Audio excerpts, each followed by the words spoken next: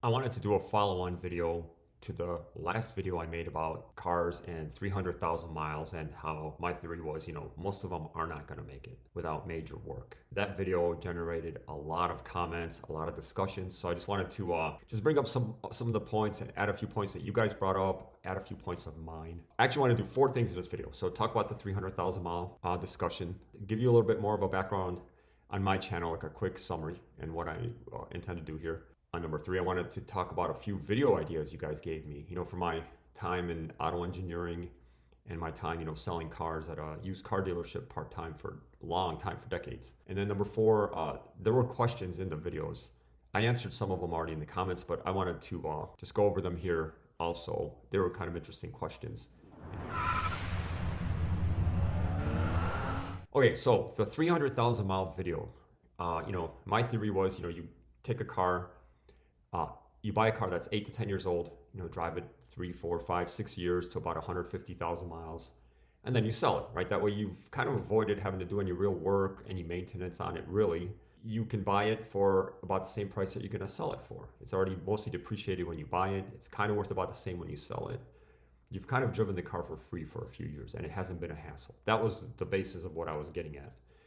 In the comments, I mean, there were a lot of people, especially with Toyotas and Hondas, you guys got 250,000, 300,000 miles on your cars. I think that's great. Like I mentioned in the last video, the bathtub curve, obviously for a lot of the Toyota products, especially like the early 2000s, 90s Toyota products, that bathtub curve, the far end of it, where reliability starts becoming an issue, definitely is further out than 150,000 miles, and that's great. I know all of you guys. It's been actually good to hear. So, we're here in Michigan. There's a lot of domestic cars. Not that many of them really hit that kind of mileage without major issues. But again, my main idea is, if you jump into a car 80 to 100,000 miles, own it for a while, you sell it before you really much of anything breaks at all. You've just kind of had a ride for a couple of years. You've got recouped most of your money, so that $4,000 that you started with, like in my minivan case, you've got most of your money back. Now you can buy another one for 4,000, drive it, sell for 4. And the cycle repeats, and you're never really adding money to it. So one thing I wanted to mention to everybody talking about their higher mileage cars, my plan is, like I mentioned, like my minivan, I paid $4,300 for this thing. Okay, so when it's got 150,000 miles, I'm probably going to sell it for, let's say, 4. It might be 3,800, might be 4,300, something like that, right?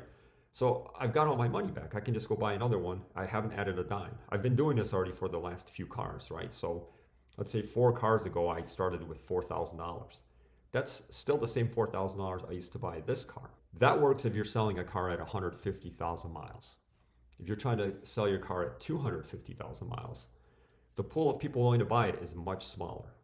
If you're selling a car at 300,000 miles, same thing. You're not getting $4,000 for this car. You're going to get $500 for this car.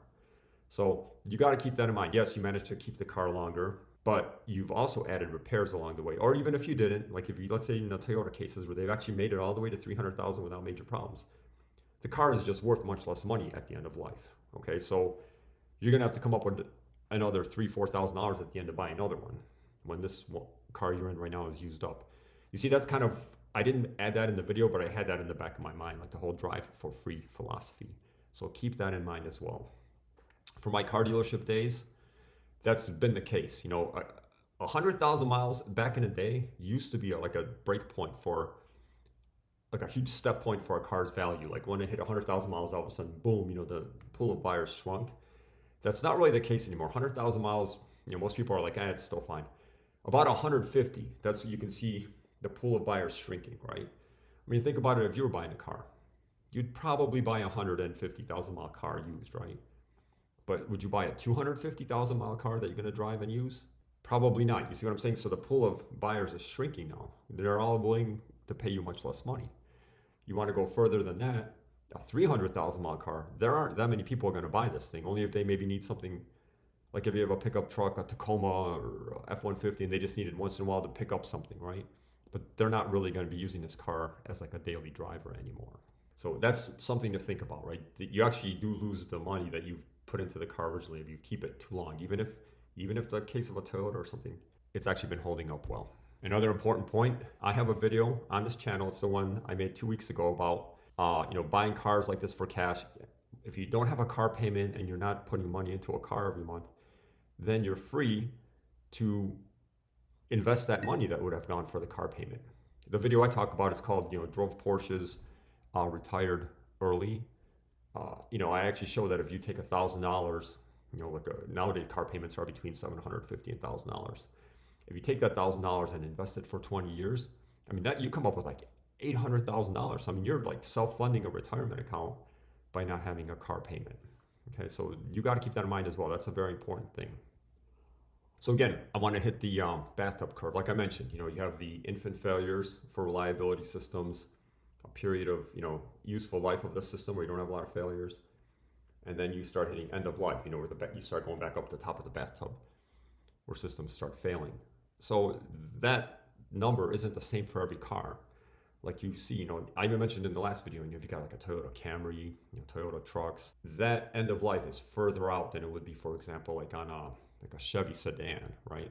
A Chevy sedan here on Facebook Marketplace around us, there's 100,000, 120,000 mile cars, with the small like 1.4 liter, 1.0 liter turbo engines that have issues already, right? Toyotas don't really have issues at 100,000 miles. Hyundai, Kia, they tend to do okay, although, they've had engine problems on this last gen of them. So it does matter which car you're going to get. Make sure you do your research when you're picking out the car.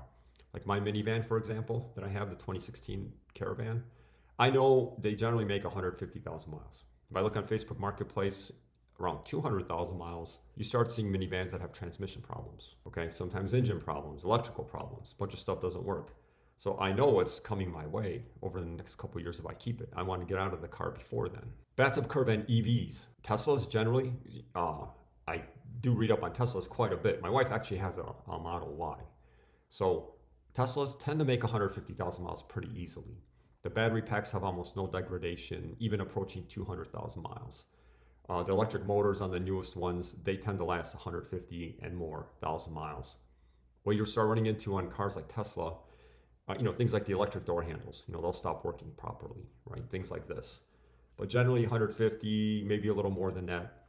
I would feel comfortable buying an 80,000 mile Tesla Model 3 and driving it to like 150, 160,000 miles. Much further beyond that, I just don't know. I haven't seen that many with that many high miles around, so I just don't know.